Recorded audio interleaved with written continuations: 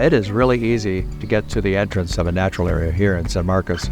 It's got to be one of our finest attributes for this city. You know, it's funny, a lot of people think, wow, trail building, like, don't trails just sort of happen?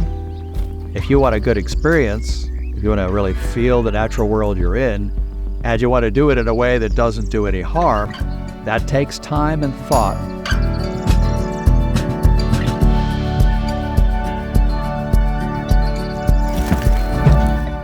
The work that the San Marcos Greenbelt Alliance is doing here at our community is good for us, but it's also paramount for everybody in the Central Texas region and beyond who wants to come here and experience this little gem of nature that we have access to.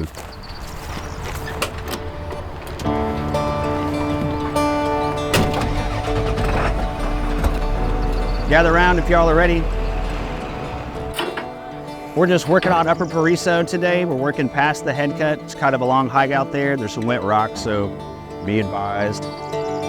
Man, it's cool. It's really positive. I've met a lot of really cool folks at Trail Crew over the years. It just means to be involved in your environment, in your community, like in the most direct way possible. If you care about nature, community, and the impact that you can make, consider coming to Trail Crew. There's nothing better when somebody tells you how much they like their trail, when you're out on the trail working on it. I'll give people a hug if they'll let me.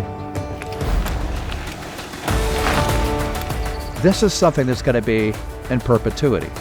It is forever kept as parkland and is going to be here for my great-grandchildren's great-grandchildren.